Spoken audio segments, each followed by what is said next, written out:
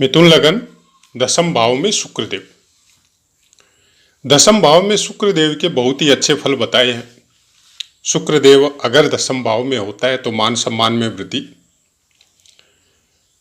यशस्वी, अच्छे मित्रों से युक्त, व्यवसाय में सफल और इंसान फेमस होता है। थोड़ा सा कुछ करने से कुछ ज्यादा प्राप्त होता है। पंचम स्थान से संबंधित कुछ फलों में विशेष वृद्धि नहीं देखने को मिलती है, लेकिन ज्ञान से संपन्न होता है। लेकिन द्वादश स्थान से संबंधित सैया सुख या भोगों के विषय में बहुत अच्छे फल देखने को प्राप्त होते हैं। जय माता की मित्रों, हम लोग आज चर्चा कर रहे हैं मिथुन लगन में अगर दसम भाव में आपके शुक्रदेव विराजमान है तो आपको किस तरह के फल प्राप्त हो सकते हैं। जैसा कि पाठ का नियम है उसी अनुसार मंत्रेश्वर महाराज के जो 1 लाइन या 2 लाइन के फल दीपिका या अनेक ग्रंथों में लिखे हुए हैं वो हमने आपको शॉर्ट वीडियो के द्वारा बता दिए। अब विस्तृत चर्चा करते हैं जितनी हमसे संभव हो सके। हालांकि एक वीडियो में या एक पाठ में सब कुछ बताना इतना संभव नहीं है, फिर भी कोशिश करते हैं आपको उतना कुछ प्रोवाइड करवाने की जिससे आप समझ सके। क्योंकि थंबनेल में जो आपको पिक्चर प्रोवाइड करवाई जाती है उसमें आपको बहुत कुछ नोटिंग करने के लिए, याद करने के लिए देखने को मिलता है। उसमें आपको प्रत्येक राशि के द्वारा किस तरह की अवस्था होती है, बाल्य होती है, कुमार होती है, युवा, वृद्ध, मृत, और फिर मीन राशि में शुक्रदेव है तो उच्च के, मीन राशि में कौन कौन से नक्षत्र आएंगे वो, और मीन राशि में कोई भी ग्रह है तो उसका नवमांश किस तरह से आगे चलते जाएगा, वो सब चीजें आपको प्रोवाइड हम थंबनेल में आपको इस वीडियो में पिक्चर के द्वारा हर वीडियो में, प्रत्येक वीडियो में करवाते हैं। और ये उस राशि के अनुसार फिक्स होते हैं, क्योंकि प्रत्येक ग्रह की हम लोग लग्नानुसार चर्चा कर रहे हैं। तो जब बार बार इसी चीज को आप शुरू से अगर सुनते आ रहे हैं या देखते आ रहे हैं तो हमारे अनुसार आपको याद भी हो गया होगा। चलिए यात्रा को आगे बढ़ाते हैं। मीन राशि में शुक्रदेव है। यहां पे शुक्रदेव के विषय में बहुत बार हमने आपको बहुत कुछ बताया, अलग अलग पाठों में भी बताया।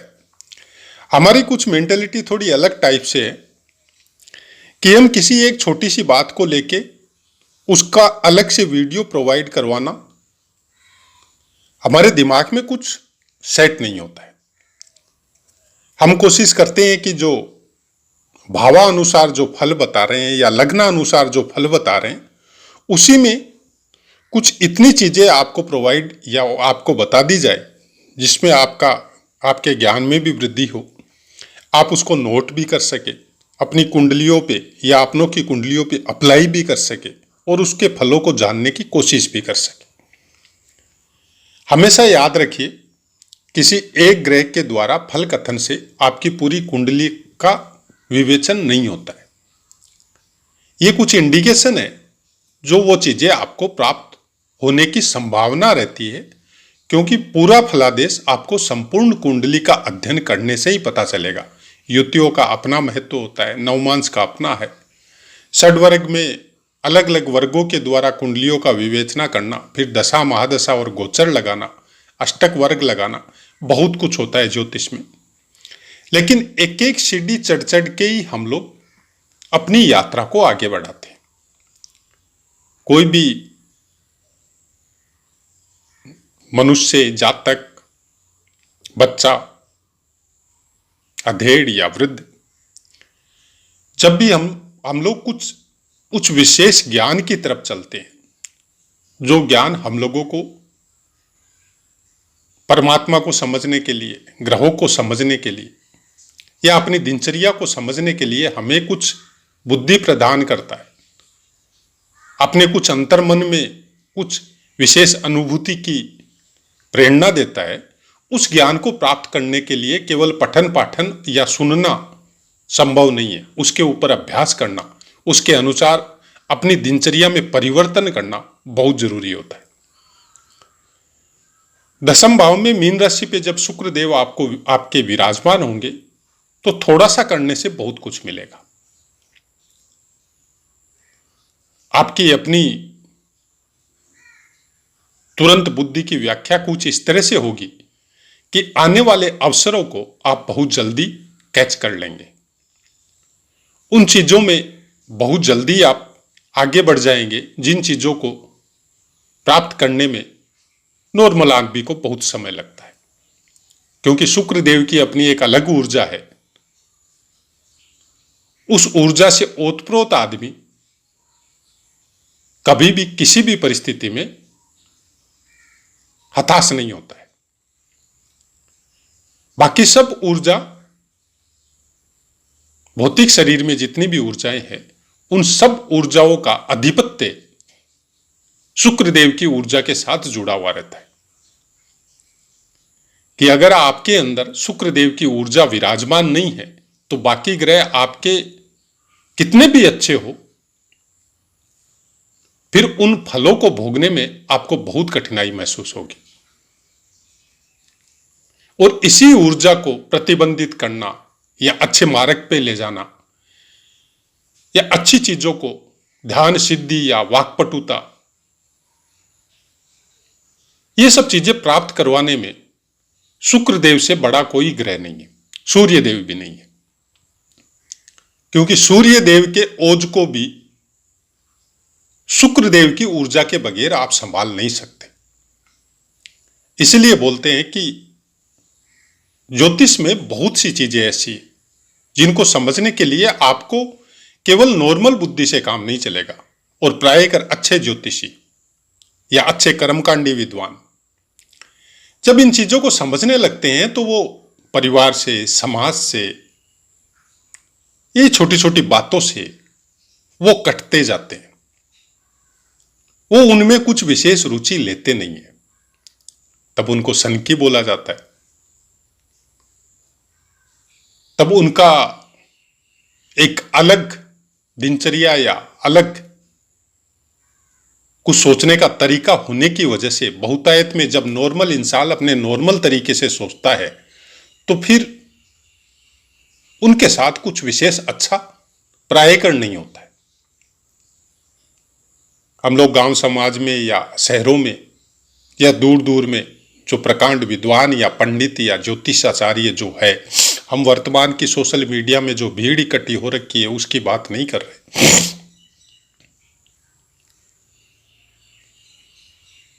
लेकिन जो एक्चुअल में ज्ञान लेके बैठे हैं वो हो सकता है सोशल मीडिया में है भी, ऐसा बात नहीं है, नहीं है। सोशल मीडिया में भी अच्छे विद्वान भी है। उनकी पारिवारिक स्थिति जो है, जब उनके नजदीक बैठेंगे, उनके पास जाके बैठेंगे, हो सकता है आपको वीडियो में कैसा भी नजर आए, लेकिन एक्चुअल परिस्थिति जो उनके साथ चल रही है वो एक अलग लेवल की होती है।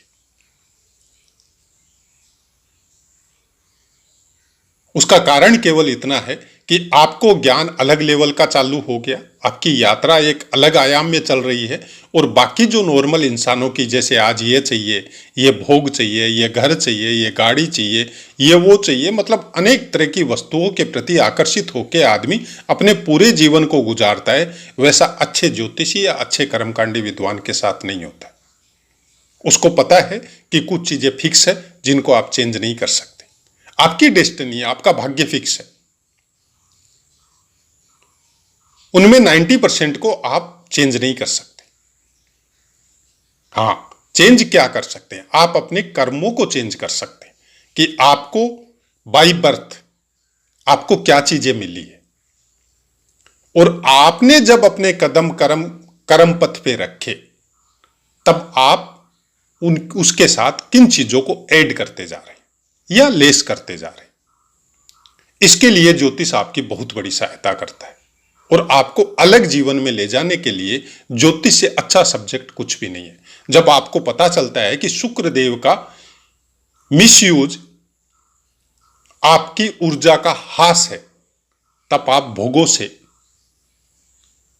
अननेसेसरी स्त्रियों के साथ संबंधों से और एनी टाइम काम पीड़ा से आप मुक्त होने की सोचने लगते हैं। आप अपने दिमाग को, अपने मन को कुछ अलग लेवल में यात्रा करवाना चालू करते हैं। वो भगवान का भजन हो सकता है, या अपने काम के प्रति विशेष रुचि हो सकती है, या फिर नेचुरलिटी के साथ आपका कुछ लिंक इस तरह से रह सकता है कि आप पहाड़ों की यात्रा करो, आप जंगल की यात्रा करो, आप जानवरों के साथ अपने संबंधों को कुछ इस तरह से बढ़ाओ कि जानवर भी आपके पास आके, चाहे वो किसी भी श्रेणी का जानवर हो सकता है, कुत्ता बिल्ली भी हो सकता है, गाय भी, पशु भी हो सकते हैं, या पशु पक्षी भी हो सकते हैं, वो सब आपके पास आके सुरक्षित महसूस करें और आपको भी उनके साथ अपना समय गुजारना अच्छा लगता हो। एक ज्योतिष की यात्रा शुरुआत में देखें तो बहुत कठिन होती है, लेकिन जब आप अपनी यात्रा को इसमें उस कठिन पथ से निकल के जब आगे बढ़ते हैं, तब फिर बहुत आनंदमय होती है। यहां से शुक्रदेव पूर्ण दृष्टि से अपनी नीच राशि कन्या राशि को चतुर्थ स्थान में देखेंगे। अब बोलने को बोल सकते हैं कि चतुर्थ स्थान को, क्योंकि नीच राशि है तो खराब फल मिलेंगे, और हम अगर आपको बोलते हैं कि कोई भी खराब फल नहीं मिलेंगे। जिस समय शुक्रदेव आपकी दशा, अंतरदशा या महादशा में आएगा,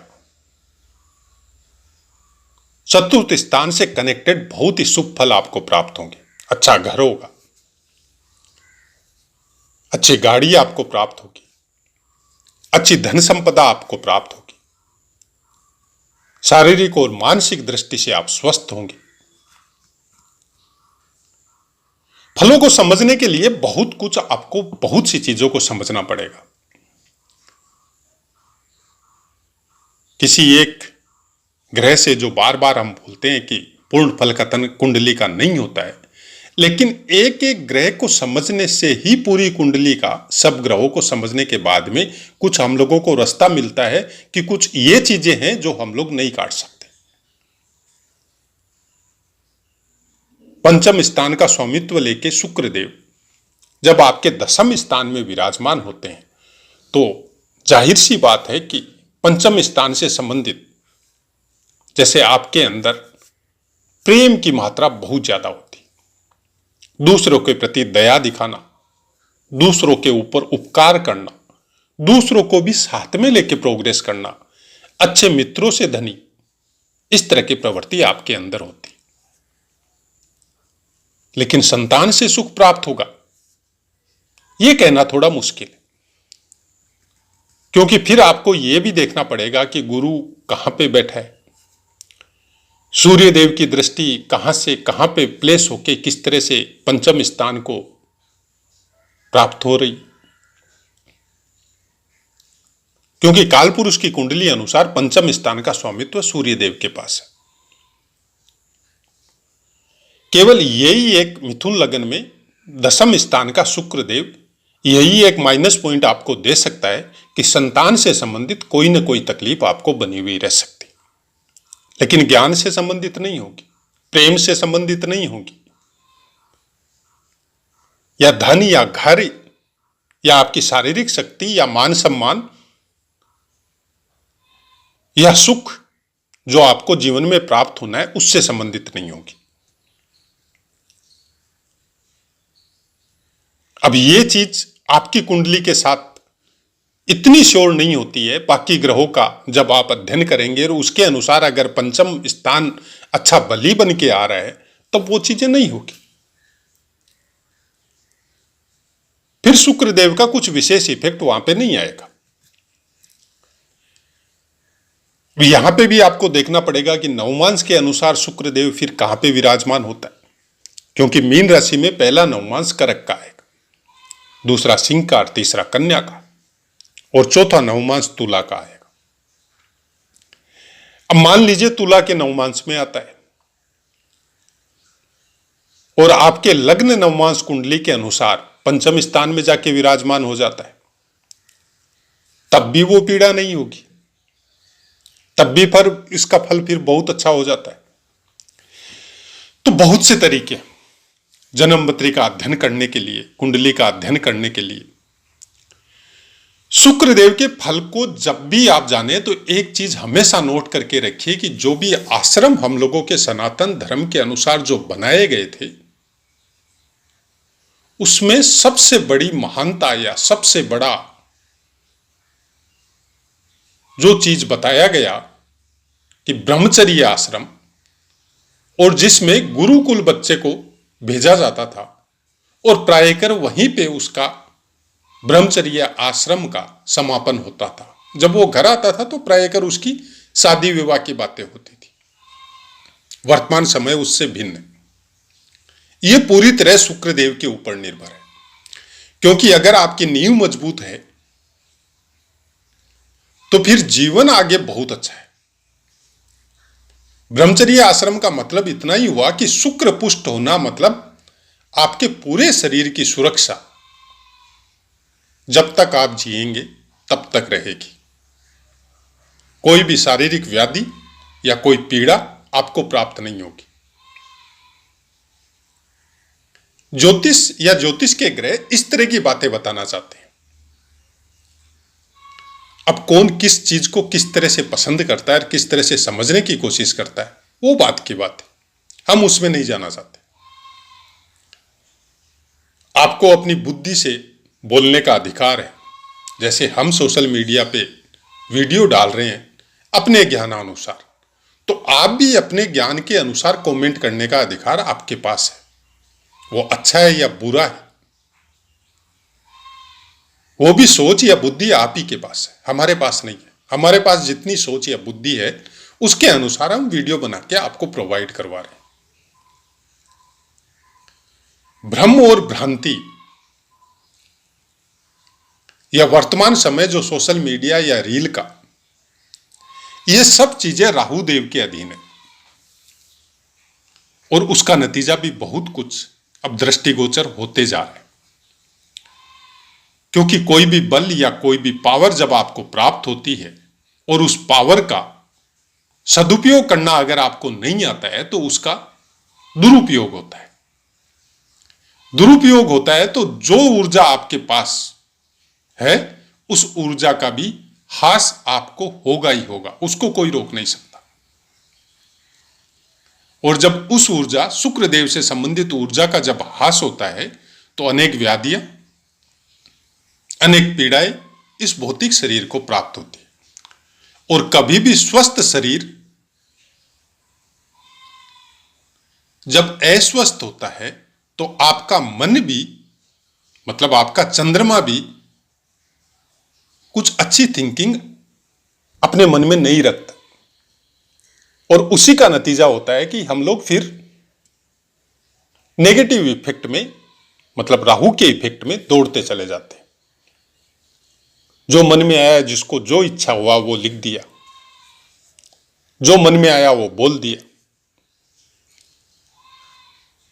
अपनी वाणी पे, अपने मन पे जितना कंट्रोल करके रखेंगे उतना ही शुक्रदेव आपका अच्छा होगा।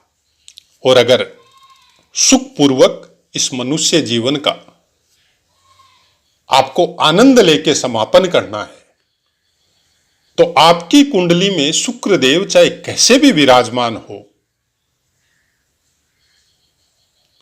अपने चरित्र और मन पे अगर कंट्रोल करते हैं तो वो ही शुक्रदेव आपको वो सब चीजें प्राप्त करवा सकता है जो आपकी कुंडली में लिखा भी नहीं है। हम बोलते हैं प्रारब्ध कभी चेंज नहीं कर सकते, लेकिन शुक्र का ओरा कुछ इस तरह का है, उसका बल कुछ इस तरह का है कि वो नए प्रारब्ध बनवा देता है आपसे। अब वो अच्छे बनवाएगा, बुरे बनवाएगा, ये सब चीजें आपके अपने मन के ऊपर निर्भर है, मतलब आपके चंद्रमा पे निर्भर है। दूसरा इफेक्ट फिर राहु का है कि मन बस में नहीं है तो राहु एक्टिवेट होता है, मन बस में है तो फिर राहु एक्टिवेट नहीं होता है। और वही एक कारण है कि जब पुरानी पुस्तकें आप उठा के ज्योतिष वगैरह की पढ़ते हैं तो राहु और केतु के विषय में कुछ ज्यादा नहीं बताया गया। उसका केवल इतना सा कारण है कि ज्योतिष शास्त्र या वेद वेदांगों के अनुसार हम लोगों की दिनचर्या, हम लोगों के पूर्वजों ने, ऋषि मुनियों ने कुछ डिसाइड करके फिक्स कर दिया था। इतना बजे उठना है, इस तरह के कर्म करने हैं, इस तरह का बर्ताव करना है, इस तरह से अपनी वाणी को कंट्रोल करना है, इनका चरण छूना है, कोई भी घर में आए मेहमान तो उसका आदर करना है। ये सब चीजें हम लोग भूल चुके। तो फिर चंद्रमा का कंट्रोल, या आप ऐसे कह सकते हैं कि मन पे डी कंट्रोल हो चुके। तो राहु का इफेक्ट फिर होना है, फिर उसको कोई नहीं रोक सकता। मन की मर्जी से जब चीजें करते हैं तो सबसे ज्यादा दूषित आपका शुक्रदेव होता है। मतलब शुक्रदेव से प्राप्त ऊर्जा का क्षय होने से ही आदमी की मृत्यु होती है, इस शरीर का अंत होता है। इसी ऊर्जा को संपूर्णता में प्राप्त करके अब बहुत लंबी उम्र भी प्राप्त कर सकते, या अपनी बहुत सी चीजों को ऐसी शक्तियों में कन्वर्ट कर सकते हैं जो आने वाले कई जन्मों के लिए आपके लिए फायदेमंद होती। कोई मामूली चीज नहीं है शुक्रदेव की ऊर्जा, क्योंकि सूर्य देव को आप बलि बनाना चाह रहे हैं। आप सूर्य देव से कनेक्टेड ध्यान, योग, साधना, कर्मकांड, मंत्र जाप, सिद्धि, यह सब प्राप्त करना चाह रहे हैं, तो बगैर शुक्रदेव की ऊर्जा के नहीं हो सकती। क्योंकि जो शक्ति आप प्राप्त करना चाह रहे हैं, उस शक्ति को संभालने के लिए आपके पास उतनी शक्ति होनी पड़ेगी जो उसको कंट्रोल कर सके। अगर वो नहीं है तो फिर आप डिस्टर्ब होंगे, मेंटल डिस्टर्ब होगा, शरीर में कई व्याधियां प्राप्त हो सकती, कुछ इस तरह की चीजें आपको प्राप्त हो सकती है, या हो सकता है आपके इस भौतिक शरीर के साथ, कि गांव समाज आपको पागल समझे। तो किसी भी ऊर्जा को जब अपनी तरफ आकर्षित करते हैं मंत्र, ध्यान, साधना के द्वारा, तब आपको यह श्योर होना पड़ेगा कि आपके अंदर शुक्रदेव से उपार्जित जो शक्ति है वो संपूर्ण मात्रा में विद्यमान है। कोई मामूली ग्रह नहीं है। वर्तमान समय में केवल शनि, राहु, केतु कुछ नहीं कर सकते।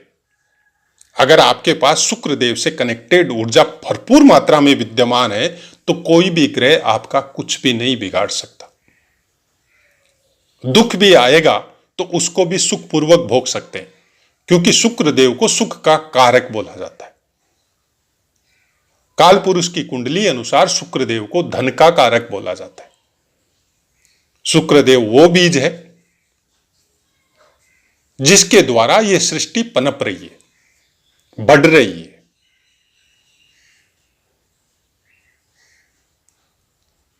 अगर इतनी शक्ति इस ग्रह के पास है, फिर भी इस ग्रह से संबंधित चीजें आपको नहीं बता के वो चीजें बताई जाती है जिसका शुरू से डर और भय का वातावरण बना के हम लोगों के दिमाग को कुछ इस तरह से भ्रमित कर दिया गया कि जो चीज इन सब फलों को रोक सकती है उसको पुष्ट करने की कोई सोच भी नहीं रहा। और ये ऊर्जा केवल पुरुषों में नहीं होती है, सब में होती है, मेल और फीमेल सब में होती है।